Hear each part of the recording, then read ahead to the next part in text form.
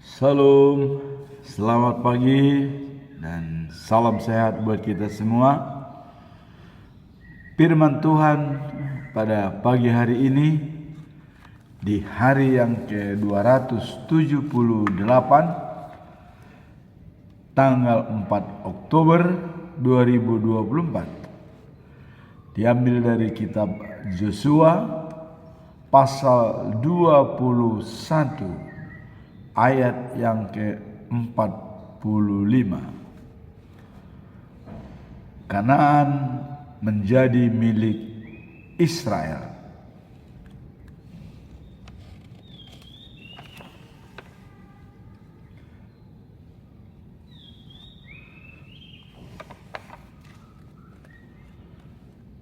Dan sebagai nats adalah sebagai berikut. Dari segala yang baik yang dijanjikan Tuhan kepada kaum Israel, tidak ada yang tidak dipenuhi, semuanya terpenuhi.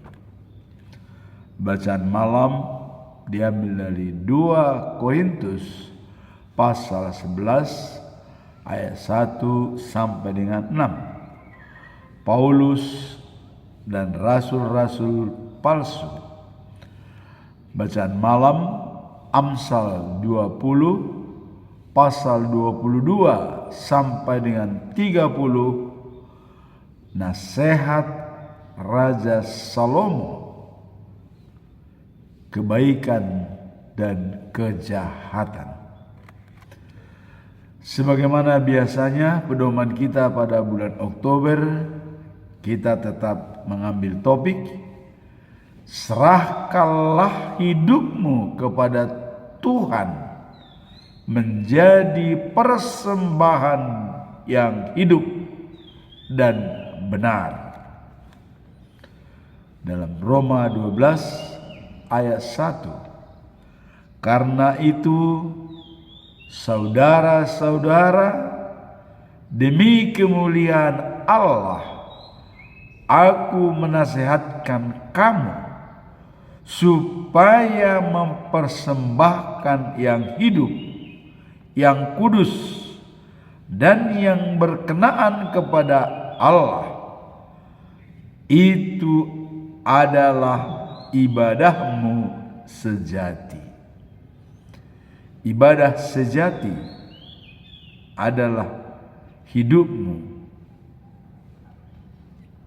jadi persembahan yang hidup dan benar adalah diri kita kepada Tuhan. Perikop hari ini yaitu Kanaan menjadi milik Israel. Apa maksudnya Kanaan menjadi milik Israel? Dalam Yosua pasal 21 ayat 45 menggambarkan pesan bahwa janji Tuhan kepada umatnya tidak pernah gagal untuk dipenuhi, dan Kanaan dijanjikan oleh Tuhan pada saat mereka berada di Mesir 40 tahun sebelum sampai ke Kanaan. Jadi Tuhan sangat care dengan janjinya, pasti akan ditepati. Ayat ini menunjukkan bahwa setiap perkataan Tuhan yang dinyatakan kepada orang Israel benar-benar terjadi, yang menjadi pengingat bagi kita akan kesetiaan dan kedaulatan Tuhan dalam memenuhi janjinya. Jadi ada kedaulatan atau absolut dari Tuhan untuk memenuhi janjinya bahwa semua janji Tuhan pasti digenapi. Walaupun itu akan terjadi ribuan tahun yang akan datang, itu pasti digenapi seperti tertulis di dalam Alkitab. Dalam konteks ini kita memahami bahwa kepercayaan kepada Tuhan haruslah disertai dengan keyakinan bahwa segala hal yang dijanjikannya pasti akan terwujud pada waktu yang tepat. Kalau Yesus mengatakan Dia akan datang kedua kalinya ke bumi, itu pasti terjadi. Hanya kapan datangnya, itulah hari Tuhan. Tidak ada satupun yang tahu kapan datangnya Tuhan. Tetapi pada kita masing-masing, hari Tuhan dekat untuk menjemput kita. Ya, karena kita tidak tahu jam berapa lagi kita akan meninggal. Hari kita dekat. Tetapi hari keselamatan itu masih hak prerogatif Tuhan, yaitu life after life, hidup setelah kehidupan sekarang. Nah, seperti tertulis dalam Yosua pasal 21:45, tidak ada satupun dari segala perkataannya yang tidak digenapi. Ini mengingatkan kita untuk hidup dengan iman, sabar, dan berharap kepada Tuhan, tidak peduli situasi yang dihadapi.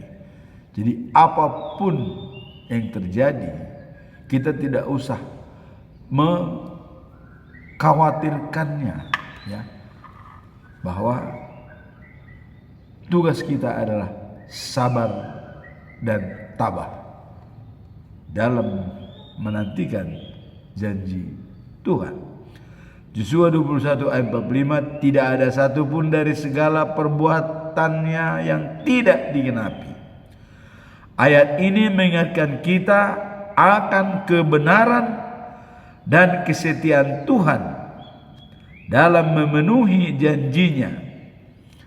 Dalam hidup kita sering menghadapi tantangan dan kesulitan, tetapi melalui ayat ini kita diingatkan bahwa semua yang dijanjikan oleh Tuhan Allah pasti akan digenapi pada waktunya. Merenungkan janji-janji dapat memberi ketenangan dan pengharapan, terutama bagi mereka yang sudah melangkah jauh dalam hidup antara umur 70 sampai 80 tahun. Tentu kita pernah mengingat, ya, janji seorang ayah atau ibu kepada kita. Nanti pada hari ulang tahunmu yang kesekian, kau kuberikan ini atau sesuatu barang. Pertanyaan bagi kita, setiakah orang tua kita memenuhi janji tersebut? Jawabannya setia dan terpenuhi.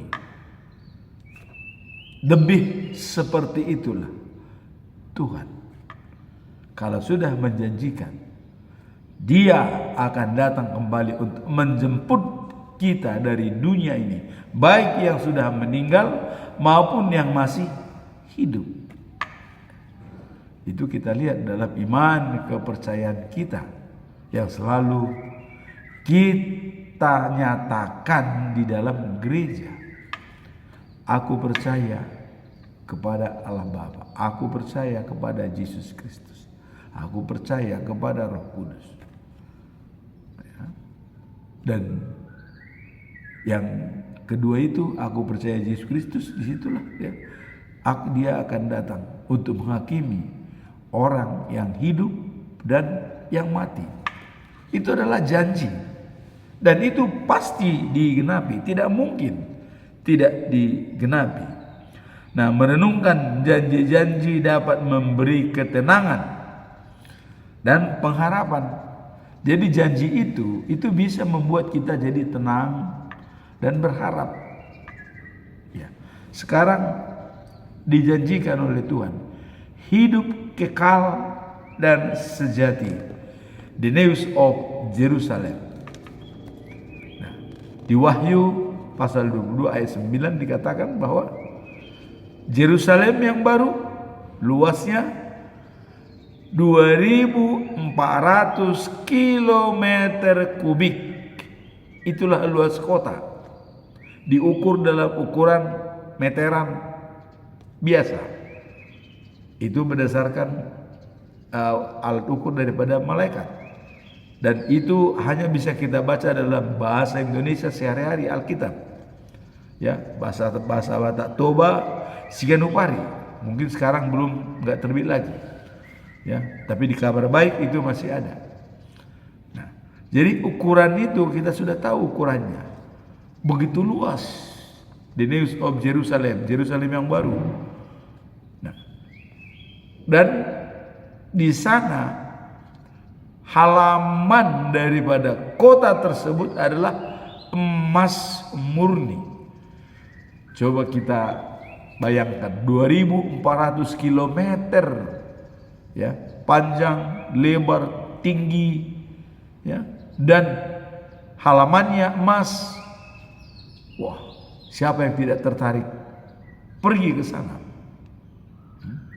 Dan di tengah kota ada air mengalir, dan air yang mengalir tersebut di pinggirnya ada pohon yang rindang yang berbuah setiap bulan, dan itu diberikan cuma-cuma, bisa kita ambil.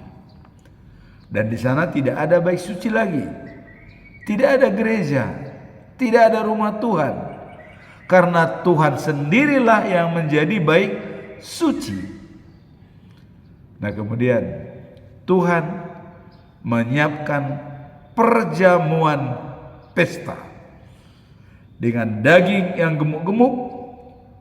Tapi walaupun kita makan, kita tidak lagi kolesterol, ya, dengan anggur yang berkualitas tinggi. Nah, kemudian di sana tidak ada tangisan, tidak ada lagi kesedihan. Di sana semua memuji dan memuliakan Tuhan. Kudus, kudus, kuduslah Tuhan. Itulah the news of Jerusalem yang dijanjikan oleh Tuhan dalam penglihatan Yohanes, kitab Wahyu. Dan itu pasti dipenuhi. Tapi kapan? Dan pada waktu Tuhan menyatakan janjinya kepada Daud, dari keturunanmu lah akan memimpin dunia sampai selama-lamanya. Kota Sion dipilih sebagai tempatnya. Itulah the news of Jerusalem. Karena Yesus tidak memimpin di dunia ini selama-lamanya, hanya 33 tahun dia berada di dunia. Tapi Tuhan Allah mengatakan akan dia nanti memimpin dunia selama-lamanya, dan kota Sion dipilih sebagai tempatnya. Apakah Sion sekarang? The news of Jerusalem. Jerusalem yang baru, itulah yang diciptakan oleh Tuhan Allah. Air semua tidak lagi kering semua. Bumi sudah hangus. Bumi yang baru, langit yang lama itu hilang semua. Tidak ada lagi.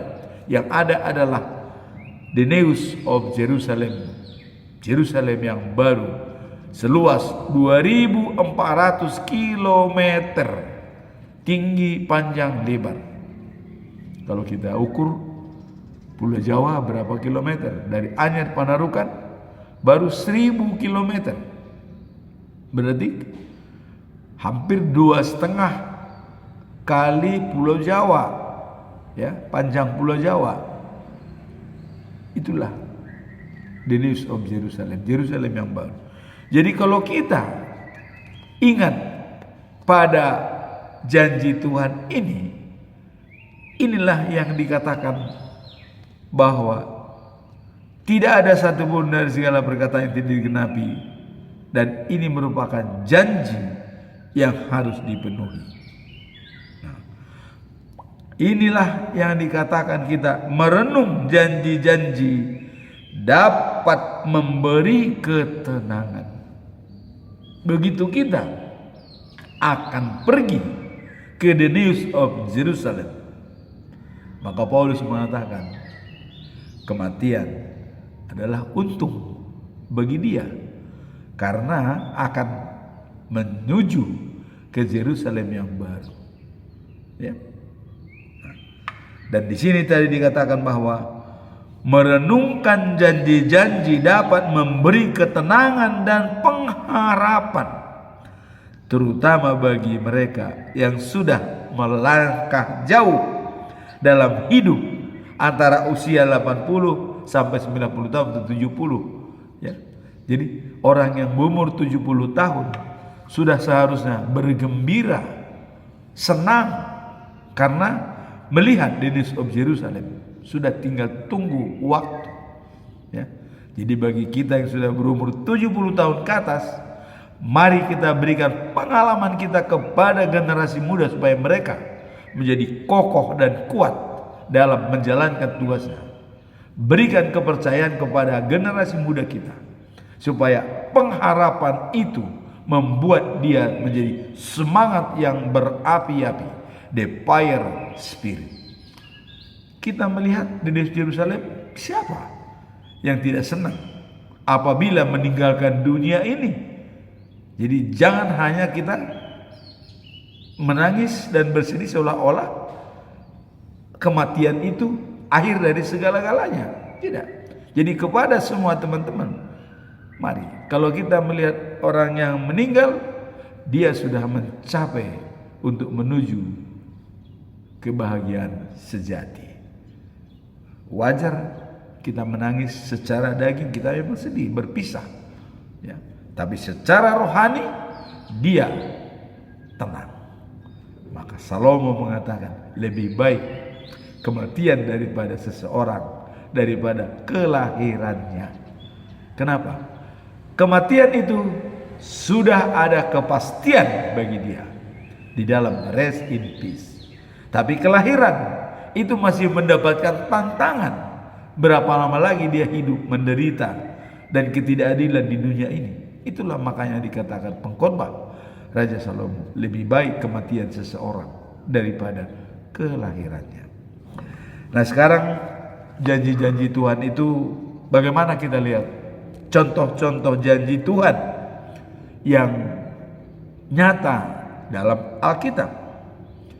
Kita baca dalam 2 Samuel pasal yang ke-7, ya, ayat yang 12 dikatakan, bila Daud meninggal,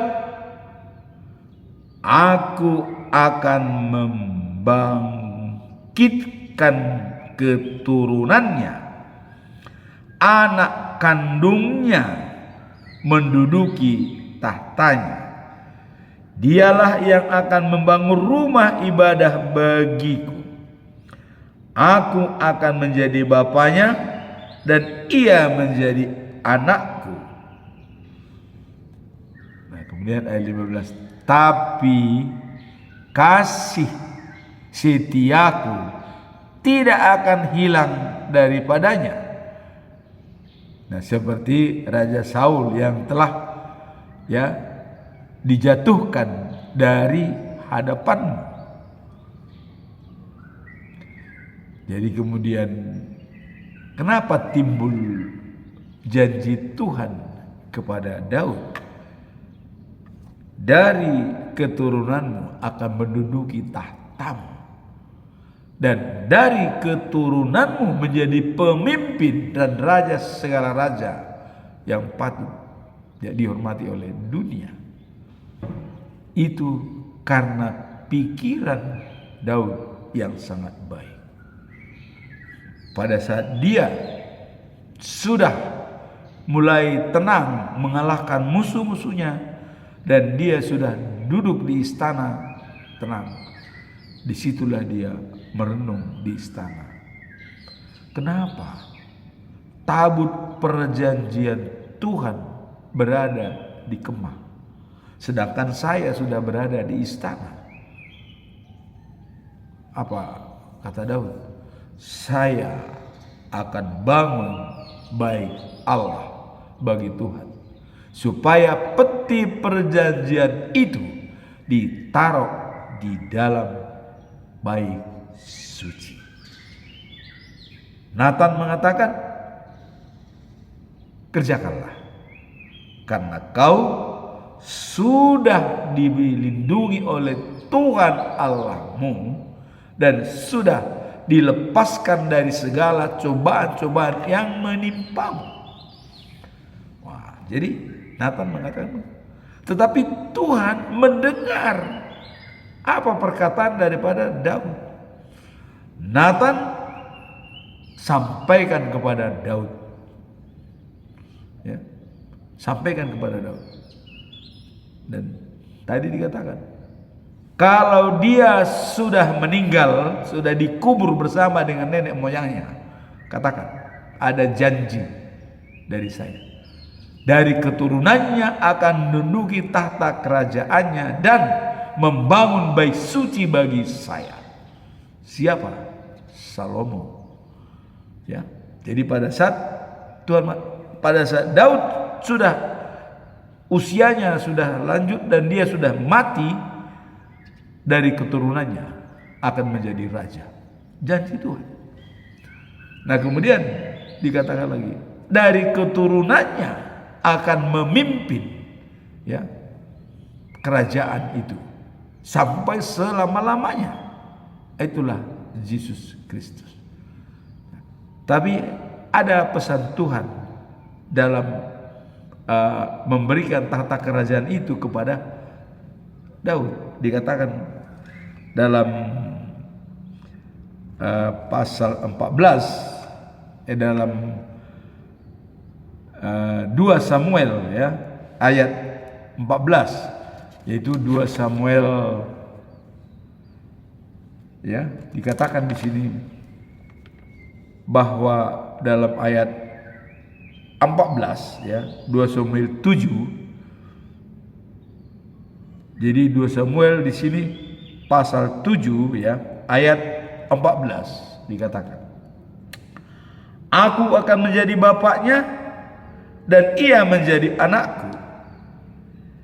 Dia, ya, menghakimi orang yang tidak taat seperti Raja Saul, Sedekia dan Ahab. Jadi Tuhan tetap tegas walaupun sudah dimulai kerajaan itu dari Raja Salomo dan ke bawahnya itu semua dia akan ketat. Ya. Raja-raja yang tidak patuh pada Tuhan itu akan dihabisi oleh Tuhan sendiri. Ya, ya, seperti contoh Raja Zedekia, sudah ada pesan daripada Tuhan, Zedekia, kau menyerahlah kepada Raja Babel, jangan lawan, supaya kamu dan keluargamu selamat. Disampaikan oleh Yeremia. Tapi Zedekia tidak mengindahkan pesan tersebut. Ya. Apa kata Zedekia? Wah, kalau saya menyerah, orang-orang yang sudah membelot dari Yudea dan Yerusalem kepada Israel, kepada Babilonia, nanti saya dihina oleh mereka. Itu menurut pendapat dia. Tuhan mengatakan itu tidak akan terjadi. Tapi tetap Zedekia kekeh, ya, tidak peduli. Akhirnya apa yang terjadi? Zedekia berperang, dia dikejar oleh orang Kasdim, lari ke Rama, dan ditangkap oleh Nebukadnezar. Berikut anaknya semua dan panglimanya semua. Akhirnya di depan Raja Nebukadnezar, Zedekia, ya, anaknya disembelih semua. Coba, disembelih. Dan pahlawan-pahlawannya itu, yang panglima-panglimanya, disembelih. Dan Zedekia dibutakan matanya, dicongkel. Jadi janji Tuhan, Tuhan tetap tegas. Tetapi katanya, ya, walaupun seperti itu, Tuhan mengatakan, tetapi kasih setiaku tidak akan hilang daripadanya, seperti yang dihilangkan kepada Raja Saul, itu dihilangkan benar-benar.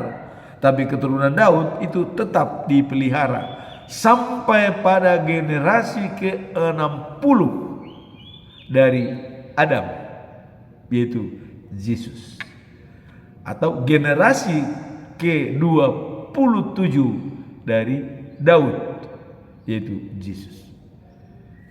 Disayangi oleh Tuhan, dipelihara oleh Tuhan, bahwa setelah adanya Raja baru tersebut untuk memimpin dunia, yaitu Yesus, datang ke dunia. Begitu besar kasih setia Allah. Itulah kesetiaan Tuhan, menuruti janji-janjinya akan ditepati. Padahal itu ribuan tahun sebelumnya dinyatakan kepada Daud, ya, melalui Nathan. Bukan kamu yang membangun rumah suci bagiku, anakmu, anak kandungmu sendiri. Dan aku akan membangun ibadah atau rumah permanen bagimu, karena keturunanmu lah yang akan memimpin dunia dan beribadah kepadanya semua dunia. Itulah Yesus. Itulah kedatangan Yesus ke dunia ini. Jadi tadi dikatakan janji-janji Allah itu sangat dipenuhi. Dimulai dari Kanaan yang dijanjikan oleh Tuhan. Coba. Semua orang Kanaan itu dibunuh yang ada penghuni-penghuninya. Seperti termasuk walaupun bangsa Edom itu, ya, yaitu keturunan daripada Esau, ya, tapi itu tetap bisi oleh, ya, semua dibunuh, diusir, dan di situ semua adalah keturunan Yakub, ya, sampai pada generasi ke-60 dipenuhi oleh Tuhan janjinya dengan memberikan juru selamat dunia. Nah, maka dikatakan oleh Yesus, akulah, ya, roti yang hidup, dalam Yohanes 6, ya, pasal 6 ayat 35. Barang siapa, ya, taat dan setia padaku tidak akan kelaparan. Barang siapa percaya kepadaku tidak akan kehausan. Ini juga janji yang akan ditepati. Jadi tidak akan kehausan, tidak akan kelaparan lagi. Seperti di dunia ini kita masih haus, lapar, ya, tapi kalau sudah percaya kepada Yesus, tidak ada lagi kehausan, tidak ada lagi kelaparan, karena kita berada di the news of Jerusalem. Inilah janji Tuhan, itu pasti ditepati. Dan janji Tuhan sekarang, bahwa Yesus mengatakan waktu dia naik ke surga, ya, saya akan kirimkan Roh Kudus menemani kalian. Hari ke-50 datanglah Roh Kudus di Yerusalem, ya. Pada waktu mereka berkumpul di Yerusalem, ada di rumah atas di Yerusalem, ada 120 orang, termasuk Maria ibunya Yesus berkumpul di sana, dan ditambah dengan pengikut-pengikut, dan juga rasul yang baru yang dipilih oleh mereka, Matias, berkumpul. Mereka kedatangan Roh Kudus. Janji Tuhan dijanjikan akan datang. Setelah digenapi, mereka kemasukan Roh Allah, dan mereka berpidato Petrus dan menyampaikan kepada bangsa Israel, karena Israel menganggap mereka adalah mabuk anggur. Pagi-pagi jam 9 kok mabuk anggur? Maka Petrus mengatakan, dari mana kami mabuk anggur? Dari mana anggur kami? Ini masih pagi. Mereka adalah Roh Allah yang datang kepada mereka, yang dijanjikan oleh Tuhan waktu dia mau naik ke surga. Janjinya ditepati, ya. Nah, dan pada saat itu juga 3.000 orang dibaptis oleh Petrus, bangsa Israel. Begitu hebatnya kekuatan Roh Kudus itu. Nah, jadi kembali kepada Daud tadi, dijanjikan Tuhan ada 2 dari keturunanmu yang membangun bait suci bagiku, dan kemudian aku akan membangun bait suci kepadamu untuk selama-lamanya, supaya orang semua takluk dan berlutut kepadamu, yaitu adalah Yesus. Dua-duanya sudah dipenuhi. Nah, kemudian keluarga kerajaan dan kerajaanmu akan kokoh untuk selama-lamanya di hadapanku. Ya, tahtamu akan kokoh untuk selama-lamanya. Itulah kedatangan Yesus. Jadi semua janji Tuhan itu ditepati. Maka kita jangan ragu kalau Tuhan mengatakan Dia akan datang menjemput kita dari bumi ini. Maka tugas kita sabar, tabah, yakin dan percaya, dan punya integritas sesuai kata perbuatan. Dalam bulan September kita sudah katakan, jadilah pelaku firman. Tetapi hendaklah kamu menjadi pelaku firman Tuhan, ya. Dikatakan jangan hanya mendengar saja, sebab kalau bukan demikian kamu adalah penipu. Jadi ada penipu rohani, mendengar firman Tuhan tapi tidak menjalankan, itu penipu. Nah, dalam Yakobus 2 ayat 17 dikatakan lebih keras lagi. Iman tanpa perbuatan mati. Jangan sampai kita adalah mayat-mayat yang berjalan-jalan. Artinya punya daging, ya, punya jiwa, punya roh, tapi imannya tidak berbuat, mati. Jadi inilah dikatakan mayat yang berjalan-jalan. Iman tanpa perbuatan adalah mati. Ini dalam Yakobus 2 ayat 17. Itulah dalam perikop hari ini. Sekarang kita masuk dalam bacaan pagi, yaitu diambil dari 2 Korintus pasal 11 ayat 1 sampai 6. Paulus dan rasul-rasul palsu. Apa maksud perikop ini? Paulus dan rasul-rasul palsu dalam 2 Korintus pasal 11 ayat 1 sampai 6. Paulus menggambarkan kekhawatirannya terhadap jemaat di Korintus yang mungkin terpengaruh oleh ajaran-ajaran palsu atau sesat. Nah, ia menggambarkan betapa pentingnya untuk menjaga kemurnian iman yang telah diberikan kepada mereka, pada jemaat, ya, dan menjelaskan bahwa ada orang-orang yang membawa ajaran-ajaran lain. Sekarang pun itu sudah terjadi. Kita lihat di Facebook, ya, ada yang mengatakan bahwa orang Batak itu Allahnya berhala, katanya. Israel juga Allahnya berhala, dan Allah itu hanya ada di Arab, katanya. Ini adalah ajaran-ajaran sesat, ya. Sebab, ya, yang kita tahu Allah sama dengan Yesus, sama dengan Debata, sama dengan Jehovah, sama, satu itu, tidak ada bedanya. Nah, kenapa dikatakan beda? Allahnya orang Batak beda katanya, karena di Batak mulai jadi Nabulun, ya. Itu sudah disempurnakan oleh No Mention bahwa itu sama, tidak ada bedanya. Nah, maka No Mention juga memberikan berita kabar baik itu kepada orang Batak, supaya jelas semuanya. Ya, walaupun ya dalam tradisi-tradisi adat itu masih dilindungi, tapi adat itu pun adalah bisa memuji dan memuliakan Allah.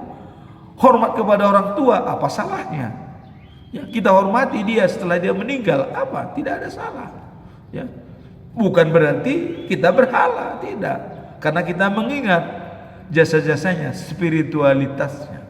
Maka dikatakan dalam peribahasa, gajah mati meninggalkan gading, ya, manusia mati meninggalkan nama.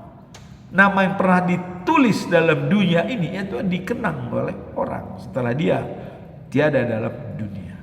Nah, jadi ajaran-ajaran ini hati-hati kita dalam Facebook, dalam TikTok itu banyak ajaran-ajaran sesat, ajaran palsu.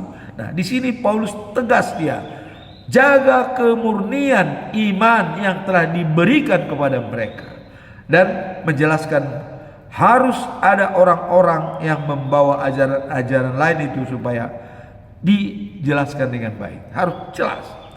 Yang menyimpang dari kebenaran Injil. Ya, masa dikatakan Allah tidak sama dengan Tuhan? Oh, ini keterlaluan. Keterlaluan. Ya, yang di Facebook itu. Ya, terutama ada yang mengharamkan ulos, yang membakar-bakar ulos itu, ya, itu tidak benar itu. Ya, karena semua ciptaan Tuhan itu halal, tidak ada yang haram. Petrus sudah menerima wahyu dari Allah, semua binatang, semua makanan, semua barang itu tidak ada lagi haram, semua halal. Coba, ya, tidak ada lagi. Jadi sebenarnya, ya. Tapi kalau ada mengatakan ada sertifikat halal dan sertifikat haram, itu lain lagi masalahnya. Itu urusan negara lah, ya. Tapi bagi Tuhan tidak ada yang haram, ya. Semua halal, kecuali katanya yang kita muntahkan itu, ya, itu adalah merupakan haram. Kalau itu masih bisa kita telan itu, tapi yang muntah itu memang haram. Artinya tidak baik. Nah, jadi dalam filosofi ini, ya, bahwa Paulus mengatakan banyak rasul-rasul palsu yang mengajarkan hal-hal yang tidak benar dan menyesatkan. Dalam perikop ini Paulus, ya, mengungkapkan perasaannya bahwa, ya, seperti seorang suami yang ingin, ya, melindungi istrinya, ia juga ingin menjaga jemaat dan ajaran yang menyesatkan itu, dari ajaran yang menyesatkan. Jadi sama dengan kayak kita melindungi istri, ya, supaya terlindung. Paulus juga menganggap jemaat itu adalah sebagai istrinya, menjaga supaya tidak masuk ajaran-ajaran yang sesat. Itulah Paulus dengan rasul-rasul. Kemudian 2 Korintus pasal 11 ayat 1 dikatakan, barangkali aku dianggap gila, tetapi biarlah aku membolehkan diriku, ya, membanggakan diri sendiri banyak. Jadi dia walaupun kita dianggap gila katanya dan membanggakan dirinya sendiri, dia siap, ya. Paulus pada bagian ini mengekspresikan, ya, keperhatiannya terhadap jemaat di Korintus. Jadi dia itu adalah merupakan ekspresi daripada Paulus, perhatiannya jemaat kepada Kristus, yang mungkin, ya, terpesona oleh ajaran-ajaran yang tidak sesuai dengan Injil yang telah mereka terima. Jadi dikatakan, walaupun saya dikit bangga untuk menjelaskan bahwa ini loh ajaran yang benar, bahwa itu sesat. Paulus walaupun dikatakan dia orang gila, tapi dia tetap, karena kemarin otoritas itu ada dari Tuhan Allah untuk menyampaikan kabar baik itu kepada Paulus. Nah, jadi itu sudah dikatakan, ya, otoritas itu dari Tuhan Allah. Nah, dalam konteks ini, ya, Paulus meyakinkan mereka agar tetap berpegang pada ajaran yang murni dan benar. Inilah imbauan Paulus. tetap pakai ajaran murni dan benar. Ya. Dia tidak ingin mereka tertipu oleh penampilan luar dari rasul-rasul palsu yang mungkin tampak berwenang, tetapi sebenarnya menyampaikan ajaran yang menyesatkan. Seolah-olah mereka tuh hebat, banyak pengikutnya, tapi itu menyesatkan. Dan itu terjadi juga di Indonesia, di Facebook itu banyak ajaran sesat ya. Nah, kemudian di sini diajarkan bahwa untuk mengatasi ajaran sesat itu doa. Kita harus rajin berdoa. Apa doa kita? Doa kita, Tuhan, saya mohon bimbinganmu dalam menjaga iman dan kebenaran di tengah-tengah berbagai ajaran yang ada.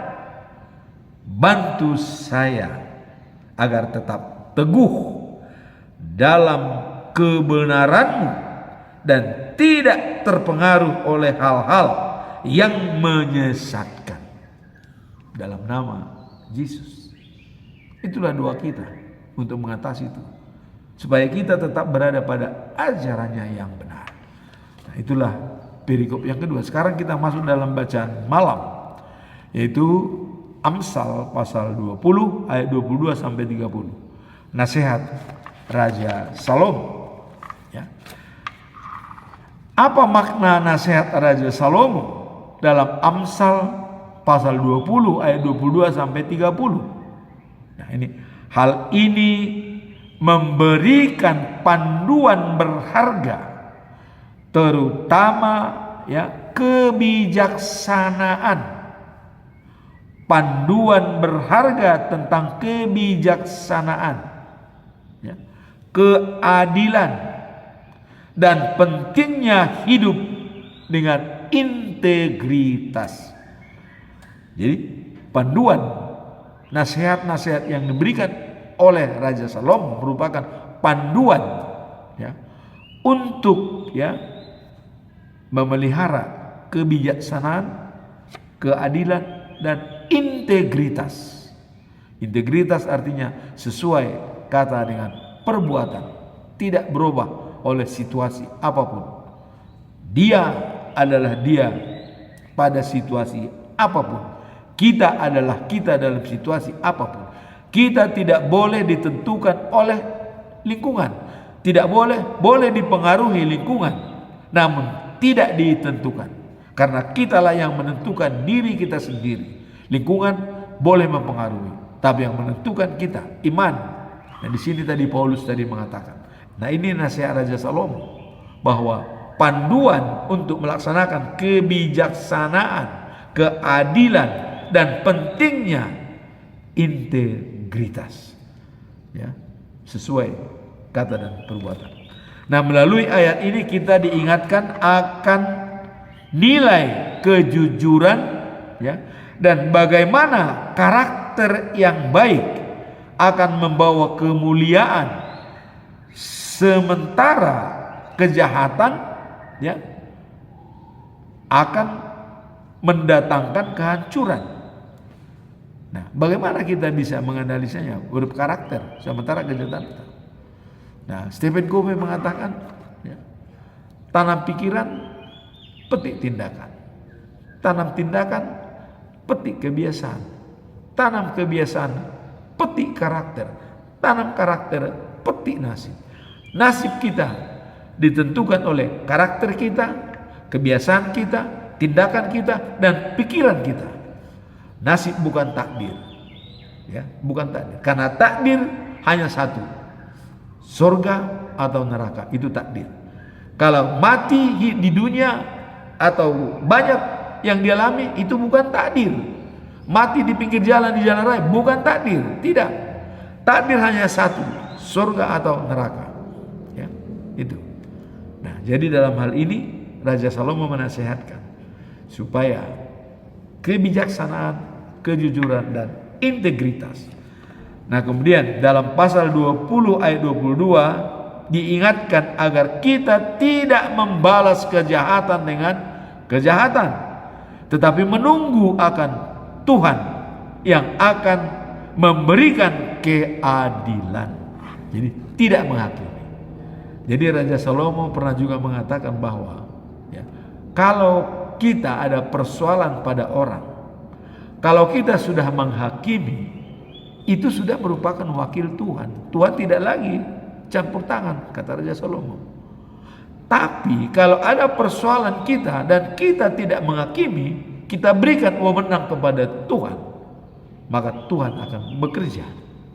Nah maka bangsa Israel waktu itu, waktu Musa dikatakan, yang penting kalian diam, saya akan berjuang untuk kalian. Nanti diam dan tenang. Hanya Tuhan meminta ketenangan dan diam.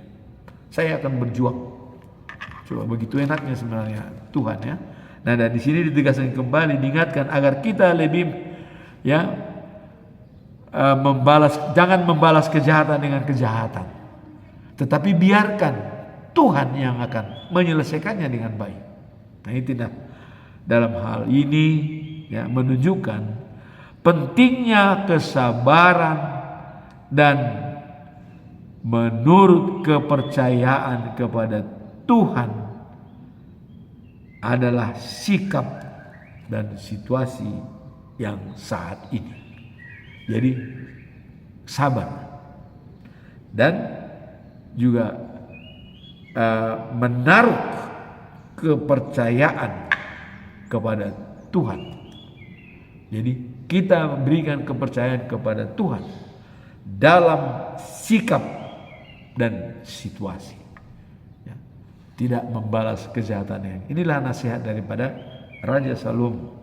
Kemudian dalam Amsal 20 pasal 27 ya, mengajarkan bahwa surga kita, nah ini, jadi surga kita yaitu hati dan pikiran kita. Itulah surga kita. Nah, memilih peran positif dalam hidup kita dan ya bahwa kita perlu menjaga hati kita agar tetap bersih, suci ya. Selain itu tidak ada. Nah, jadi surga kita adalah hati dan pikiran kita. Nah makanya Daud mengatakan, aku berada di rumah Tuhan sepanjang masa. Itu dalam dirinya. Jadi surga kita jangan lagi adalah pikiran kita dan diri kita. Inilah surga kita. Ini kata Raja Salomo, nasihat ya.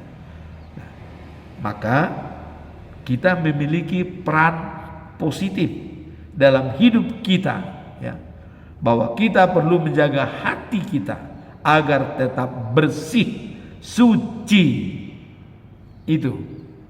Kemudian selain itu dalam Amsal 20 ayat 29 dikatakan, mengingatkan bahwa kekuatan pemuda adalah hiasan mereka, tetapi keindahan orang tua adalah keagungan yang dibawa oleh pengalaman. Jadi kalau pemuda itu kekuatannya sebagai hiasan. Tapi kalau orang tua yang sudah umur lanjut 70 tahun ke atas, keindahan ya yang dibawa dan pengalaman itulah keagungan yang dimiliki. Jadi sangat agung bagi yang sudah lanjut usia dan bisa berbagi pengalaman kepada orang lain. Itu sangat mulia.